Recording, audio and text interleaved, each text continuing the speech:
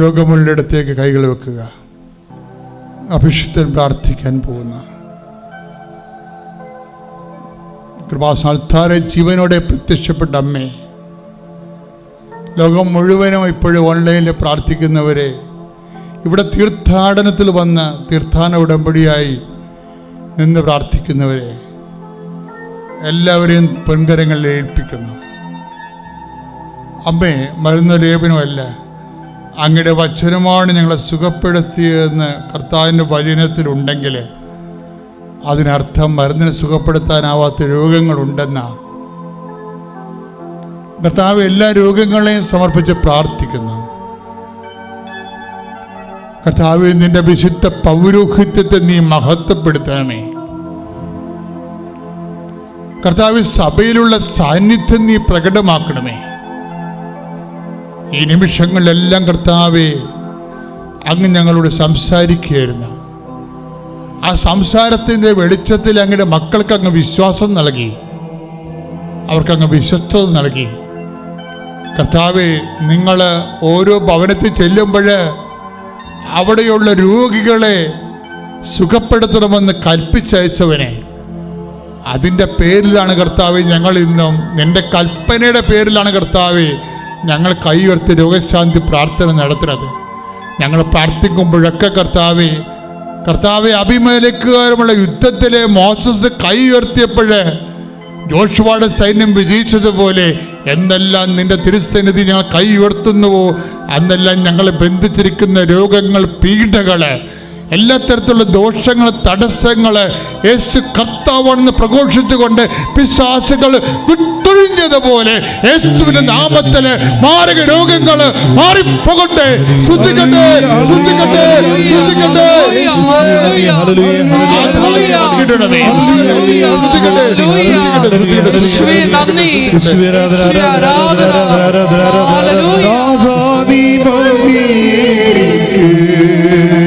പാടുക. നിൻ കൃപ മതി എനിക്ക്, നാഥാ നീ മതി എനിക്ക്, നിൻ കൃപ മതി എനിക്ക്. ഈ യാത്രയിൽ തിരുകൃപ മതി. ഈ മരുയാത്രയതിൽ ഒരുമിച്ച് പാടുക. ഈ മരുയാത്രയതിൽ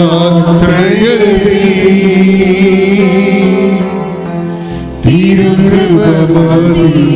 ശക്തി പാടുക, സ്നേഹത്തോടെ. നാഥാ നീ, നാഥാ നീ മതി എനിക്ക്,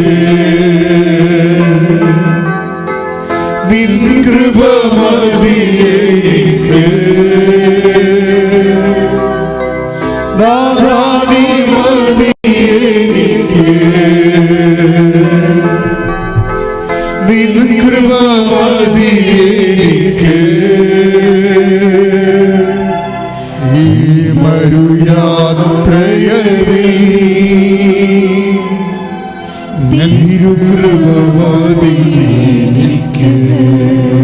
ഈ മരുയാത്രയതിൽ, ഈ മരുയാത്രയതിൽ തിരുകൃപ മതി എനിക്ക്. പരിശുദ്ധ പരമ ദിവ്യകാരുണ്യത്തിന് ആരാധനയും സ്തുതിയും പുകഴ്ചയും ഉണ്ടായിരിക്കട്ടെ. എൻ്റെ പ്രിയപ്പെട്ടവരെ, ജീവനോടെ പരിശുദ്ധമാ പ്രത്യക്ഷപ്പെട്ട ദുരന്തമുണ്ടാകാൻ പോണ് പ്രാർത്ഥിക്കണമെന്ന് ആവശ്യപ്പെട്ടുകൊണ്ട് ലോകത്തോട് പ്രാർത്ഥിക്കാൻ ആവശ്യപ്പെട്ട വിശുദ്ധ മണ്ണിൽ നിൽക്കുകയാണ്. 10,000-കണക്കിന് ആരാധനയാണ് ഇവിടെ നടന്നിട്ടുള്ളത്. ഈ ആരാധന മധ്യത്തിൽ തന്നെയാണ് അമ്മ പ്രത്യക്ഷപ്പെട്ടതെന്ന്. ഇന്നും ആരാധന നടന്നുകൊണ്ടിരിക്കുകയാണ്. അമ്മ നമ്മുടെ കൂടെ സാന്നിധ്യം നൽകുന്നുണ്ട്. എൻ്റെ ദൈവപൈതലേ, നിന്റെ എന്തെല്ലാം വിഷയങ്ങളാണോ ഇവിടെ നീ കേട്ടത്, ഉടമ്പടിയിലൂടെ മനുഷ്യൻ കടന്നു ചെല്ലുന്ന എല്ലാ ദുരന്തമുഖത്തും നിന്നോടുകൂടി ദൈവത്തിന്റെ വാഗ്ദാനമായി നിന്റെ അമ്മയുണ്ട്. ശ്രുതികട്ടെ.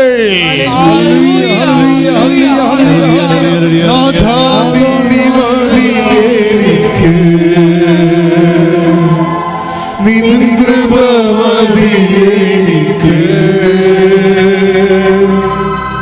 നാഥാ നീ മതി എനിക്ക്,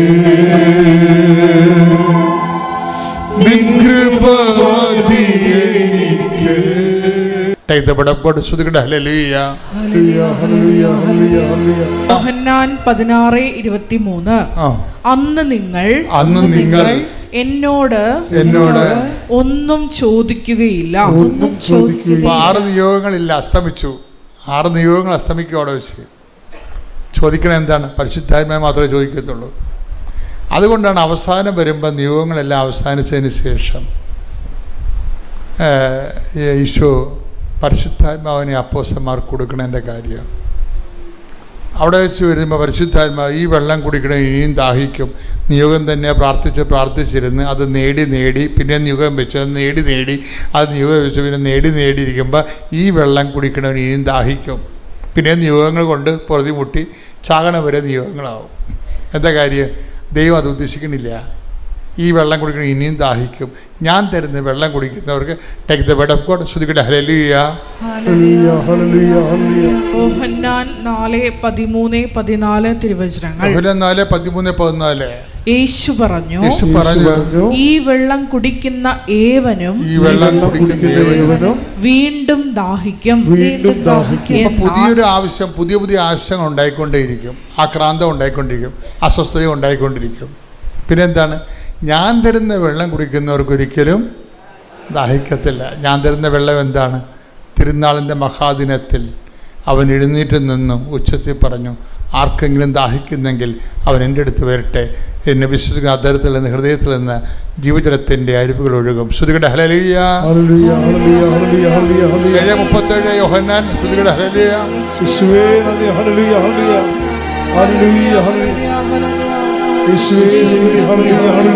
യോഹന്നാൻ 7:37. തിരുനാളിന്റെ അവസാനത്തെ മഹാദിനത്തിൽ യേശു എഴുന്നേറ്റ് നിന്ന് ശബ്ദമുയർത്തി പറഞ്ഞു, ആർക്കെങ്കിലും ദാഹിക്കുന്നെങ്കിൽ അവൻ എന്റെ അടുക്കൽ വന്ന് കുടിക്കട്ടെ. എന്നിൽ വിശ്വസിക്കുന്നവന്റെ ഹൃദയത്തിൽ നിന്ന് വിശുദ്ധ ലിഖിതം പ്രസ്താവിക്കുന്നത് പോലെ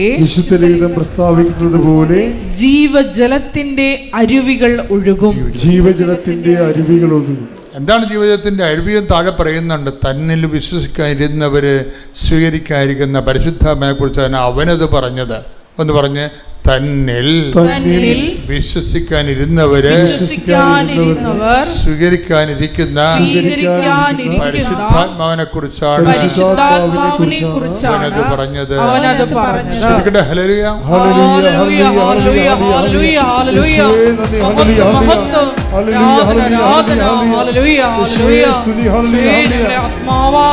അഭിഷേകം ചെയ്യണമേ.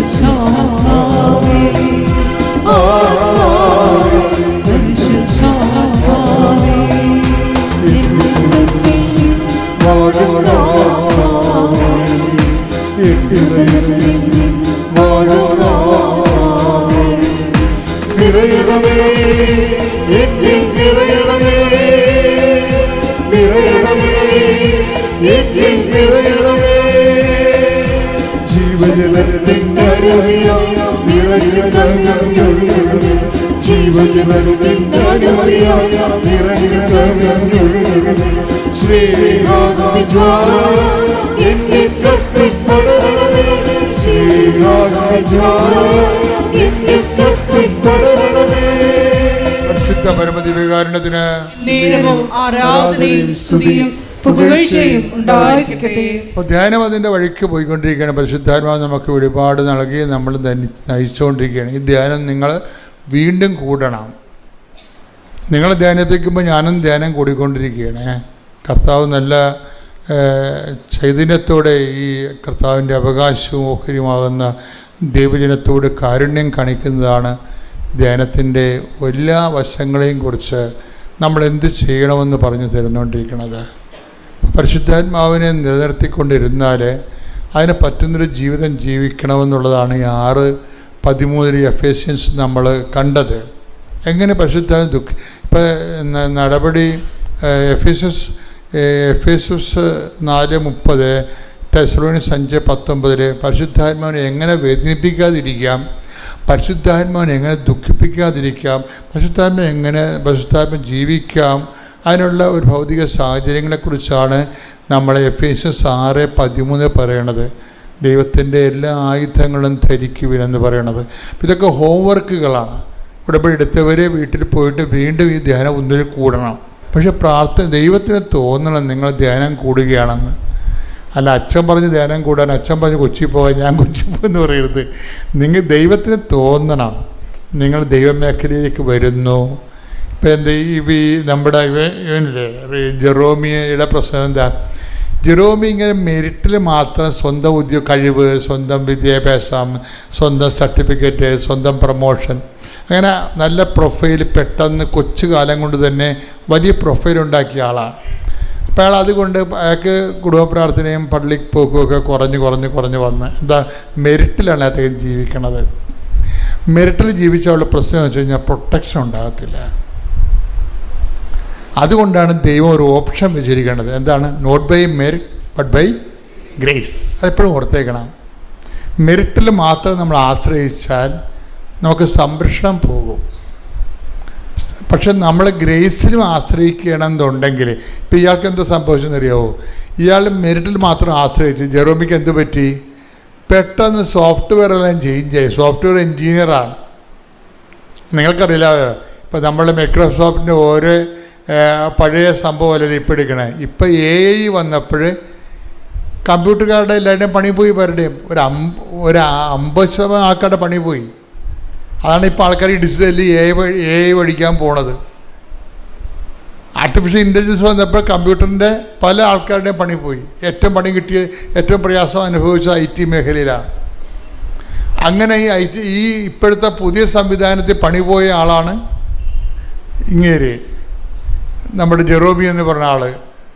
അങ്ങേര് പണി പോയി എന്ന് വെച്ചാൽ പെട്ടെന്ന് ഷിഫ്റ്റൊക്കെ ഈ കുറേ ആൾക്കാർക്ക് പിരിച്ചുവിടൽ, കുറച്ച് ആൾക്കാരെ പിരിച്ചുവിടലായി. അതുപോലെ തന്നെ ജോലി ചെയ്തുകൊണ്ടിരിക്കുന്ന ജോലി ചേഞ്ച് ചെയ്ത് കൊടുത്തു. കാരണം എന്താണ്? അവരുടെ അയാൾ ചെയ്തുകൊണ്ടിരിക്കുന്ന ജോലി, അയാൾ ഒരാഴ്ച കൊണ്ട് ചെയ്യണ ജോലി 1 മണിക്കൂർ കൊണ്ട് ചെയ്യാൻ പുതിയ തലമുറ കയറി വന്നു. അതാണ്. അപ്പം ത്രട്ടിങ് ആയില്ലേ?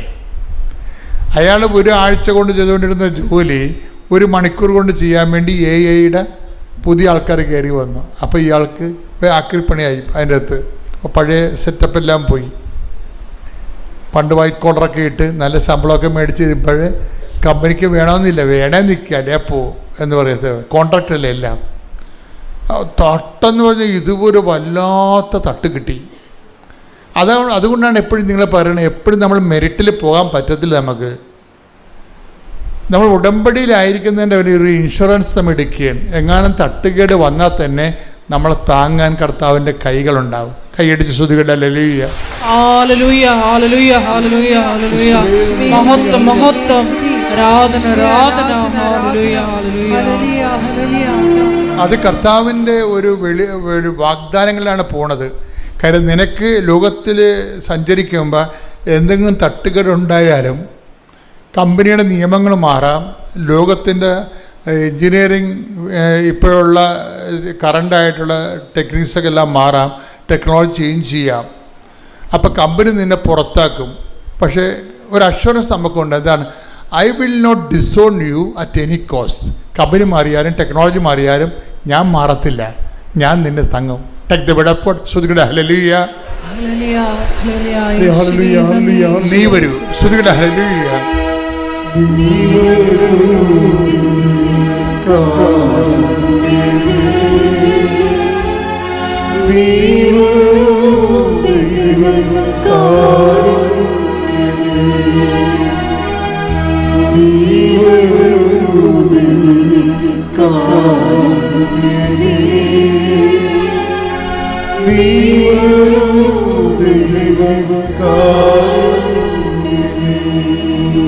പരിശുദ്ധ പരമദിവ്യകാരുണ്യത്തിന് ആരാധനയും സ്തുതിയും പുകഴ്ചയും ഉണ്ടായിരിക്കട്ടെ. എബ്രായർ 13:5 ഞാൻ നിന്നെ ഒരു വിധത്തിലും അവഗണിക്കുകയോ ഉപേക്ഷിക്കുകയോ ഇല്ല എന്ന് അവിടുന്ന് പറഞ്ഞിട്ടുണ്ടല്ലോ. അത് വാഗ്ദാനമാണ്. അവിടുന്ന് പറഞ്ഞിട്ടുണ്ടല്ലോ, വാഗ്ദാനമാണ്. കമ്പനി നിന്നെ ഉപേക്ഷിക്കാം. ചിലപ്പോൾ നിൻ്റെ വിദ്യാഭ്യാസം അപ്ഡേറ്റ് ചെയ്യുന്നില്ല എന്നുണ്ടെങ്കിൽ നിന്നേക്കാൾ മുകളിൽ വേറെ ആൾക്കാർ വരികയും അവരെ കമ്പനി അക്കോമഡേറ്റ് ചെയ്യുകയും നിന്നെ റിജക്റ്റ് ചെയ്യുകയും ചെയ്യാം. അങ്ങനെ റിജക്ഷൻ വന്നാലും I will not disown you at any cost. എന്ത് കാരണം വന്നാലും ഈ വചനം വായിച്ചാൽ ഇരുന്ന് കരഞ്ഞു പോകും നമ്മൾ. എല്ലാവരും പറഞ്ഞത് എങ്കിലും ഒരു നല്ലൊരു കോൺട്രാക്ടറെ കിട്ടുകയും ഞങ്ങളുടെ വീടിൻ്റെ പണി ജൂലൈ 13 കഴിഞ്ഞ 2023 ജൂലൈ 13 ആരംഭിക്കുകയും ചെയ്തു. റിനോവേഷൻ ആയതുകൊണ്ട് എല്ലാവരും പറഞ്ഞു ഏച്ചു വെച്ചാൽ മഴച്ചിരിക്കും, അത് പിന്നെ എങ്ങനെയാ ശരിയാകത്തില്ല. ഞങ്ങളെ എല്ലാവരും നിരുത്സാഹപ്പെടുത്തി. എങ്കിലും ഞാൻ മാതാവിൽ ആശ്രയിച്ചു. എനിക്ക് മാതാവ് അത്ഭുതമെന്ന് പറയട്ടെ, ഞാൻ അന്ന് ഡേറ്റ് ഇട്ടിരുന്നു. ആ സമയത്ത് എൻ്റെ മകൻ്റെ വിവാഹം ഉറപ്പിച്ചിരുന്നു. അവൻ്റെ എൻഗേജ്മെൻറ്റ് ഡിസംബർ 27 അതിനു മുമ്പായി എൻ്റെ ഭവനത്തിൽ എനിക്ക് കയറി താമസിക്കണം. മാതാവേ, എനിക്ക് അതിനു മുമ്പായി കയറി താമസിക്കുവാനുള്ള അനുഗ്രഹം തരണമേ. 15 ഡിസംബർ 15 ഞാൻ ഡേറ്റ് ഇട്ട് പ്രാർത്ഥിച്ചു. അത്ഭുതമെന്ന് പറയട്ടെ, ജോലി ചെയ്തിരുന്ന പണിക്കാർ പോലും പറഞ്ഞു ഈ 5.5 മാസം ഒന്നും കൊണ്ട് ഈ വീട് തീരത്തില്ല. കാരണം സാമാന്യം ഒരു നല്ല വീടാണ്, അത് തീരത്തില്ലെന്ന് പറഞ്ഞു. അങ്ങനെ എല്ലാവരും ഞങ്ങളെ പണി തീരുമോ എന്ന് ചോദിച്ച് ഞങ്ങളെ എല്ലാവരും അങ്ങ് വിഷമിപ്പിക്കുമായിരുന്നു. ഞങ്ങൾ ഉറച്ച് മാതാവിൽ ആശ്രയിച്ചു. ആ സമയത്ത് ഞാൻ ജവമാല റാലിയിൽ ഞാനും എൻ്റെ മകനും പങ്കെടുത്തിരുന്നു. അന്നും ഞങ്ങൾ ശക്തമായി മാതാവിനോട് പ്രാർത്ഥിച്ചു. പിന്നെ ഞാൻ ഡിസംബർ 24 ഞങ്ങൾ കയറി താമസിച്ചു. 27 മോൻ്റെ എൻഗേജ്മെൻറ്റ് അവിടെ വെച്ച് നടത്തി. ജനുവരി 4 അവൻ്റെ വിവാഹവും, അതുപോലെ എൻ്റെ രണ്ടാമത്തെ മകൾ ന്യൂസിലൻഡിലാണെന്ന് പറഞ്ഞല്ലോ, അവിടെ കുഞ്ഞിൻ്റെ മാമോദീസായും 8 ആ വീട്ടിൽ വച്ച് തന്നെ ഞങ്ങൾക്ക് മനോഹരമായി നടത്തുവാൻ സാധിച്ചു.